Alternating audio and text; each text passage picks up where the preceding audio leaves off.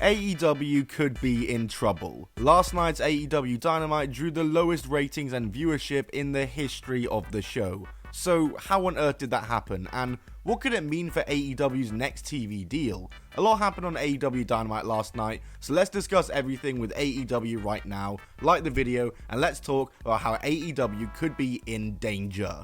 Let's go ahead and recap last night's AEW Dynamite, as Dynamite kicked off this week with MJF and Rush facing off. This one has been hyped up for a couple of weeks, and I was surprised initially that they didn't do this on Forbidden Door and chose to do it on TV instead, but it turns out there was actually a reason for that, which we'll get to in just a second. But these two had a really good match here, a really great return showing for MJF, and Rush also came out of this looking strong. MJF of course picks up the victory to end the program with Rush, and yeah, this match was very good like I said, and it was also actually supposed to be on Forbidden Door, but it got taken off due to CMLL reportedly not wanting Rush on the show. It's just your classic lucha politics. So that had me wondering what MJF will actually be doing at Forbidden Door, but we got our answer post-match here, as the Cage of Agony and Hechicero appear on the Tron, and it's revealed that it'll be MJF versus Hechicero at Forbidden Door. A match announcement that is kinda out of nowhere, but I guess it's up to AEW now, and all eyes on AEW for how they build this match up. We then had a face-to-face segment with Will Ospreay and Swerve Strickland hyping up their world title Forbidden Door match,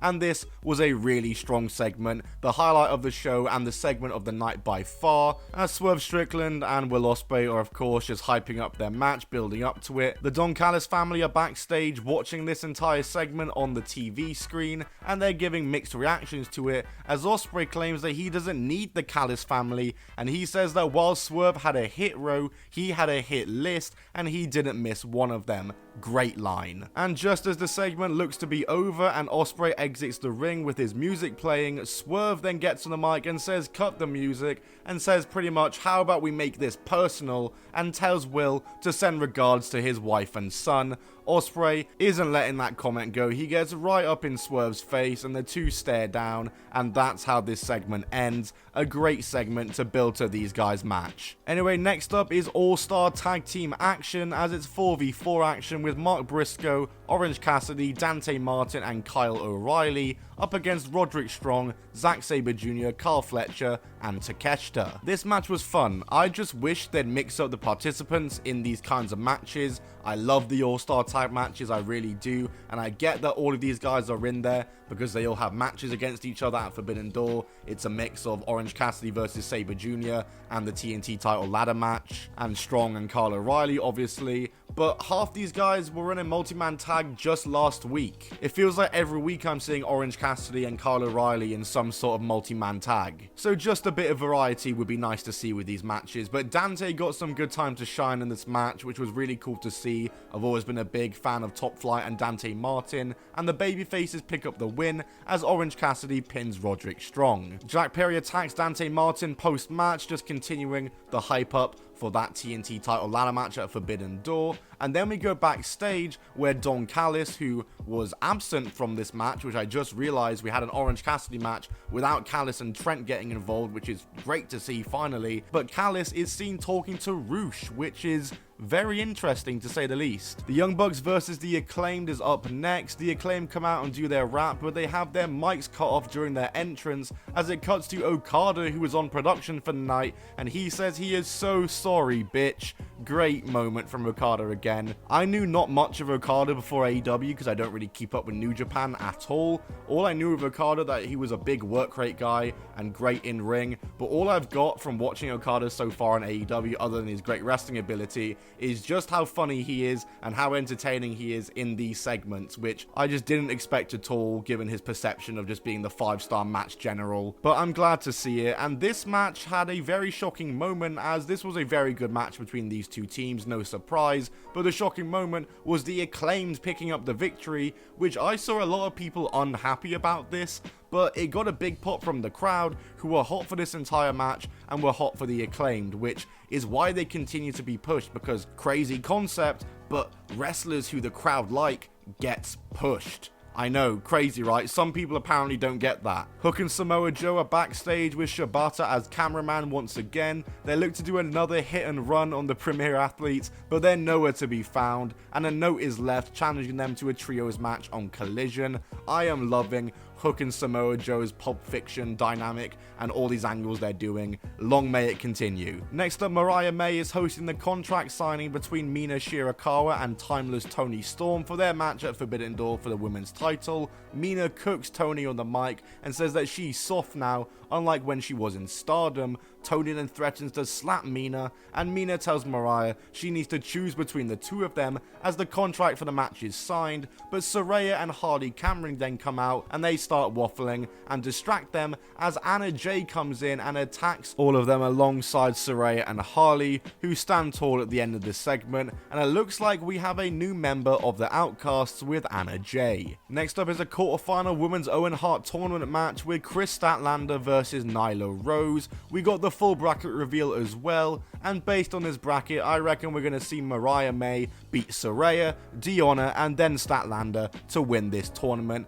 I kind of spoiled the result of this match, but Statlander and Nyla had a really fun match here, and this match did its full intention of making Statlander look strong from it. She came out of this match looking great. Nyla got a good ovation from the fans here as well, as she returned to AEW TV for the first time in a while, seemingly now as a babyface. Good match here from the two, like I said, as Statlander wins with the tombstone, and after the match we hear from Willow Nightingale, who is on the same side of the bracket as Statlander, and I think we're defo seeing these two face off in the tournament. We then had an interview with the Private Party interrupted by the Learning Tree, so close to an AEW Dynamite episode without Chris Jericho on it. So close. And a match between Private Party and the Learning Tree is set up for Collision. Whatever. Private Party better be winning that. But next up, we have Daniel Garcia versus Rhett Titus up next. It's just another squash match for Daniel Garcia. What are these actually doing for him? It's been a few weeks now in a row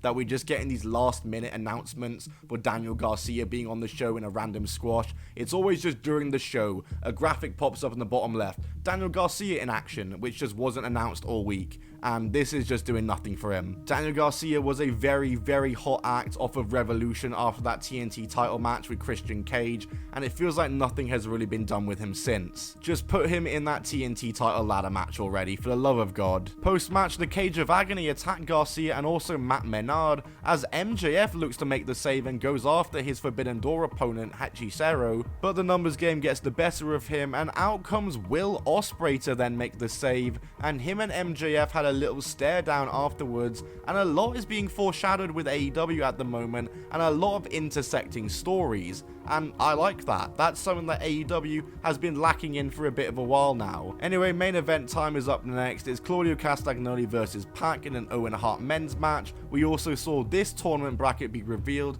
and I think whoever the wild card is, which I think it's going to be Hangman, is going to be winning this whole thing. Just kidding, Jeff Jarrett is going all the way and winning at Wembley. A good match here from Claudio and Pac. I wouldn't say match of the night, but this was your typical solid AEW Dynamite main event. Pac manages to pick up the victory with a quick roll-up as he is going to face the winner of Danielson versus Shingo Takagi, and that is how the show ends. In my eyes, a very solid episode of Dynamite. I'd give it an 8 out of 10. All the matches were good once again, and a lot of stories were continued here, with a lot starting as well, and a few even intersecting. Lots going on story-wise with this AEW Dynamite episode. And yeah, like I said, a very solid Dynamite like I thought, which is why I was very shocked to see that this episode drew 502,000 viewers, which as far as I'm aware is the lowest rated Wednesday Night Dynamite ever in the show's history in AEW. It was a 200,000 drop from last week despite being unopposed, unlike last week which was airing against the NBA, and it was also 200,000 less viewers than NXT this week. AEW's exclusivity window for their rights deal with Time Warner is also apparently up soon, and a rating like this surely can't be good for their next deal. The show still placed number 3 on cable for the night, so as long as this viewing number isn't a trend and isn't like this weekly, then there shouldn't be too much trouble, but that number, man, yikes. It's just not a good number to be getting when you're mid-negotiation for a new media rights deal. Just probably not good. Time will tell how much this affects it, and if this is a trend going forward with viewership, we will see. That's it from me though regardless, so like the video if you enjoyed it, and subscribe to see more AEW and wrestling content from all over the world in wrestling. I'll see you all in the next video, goodbye, and keep on rolling.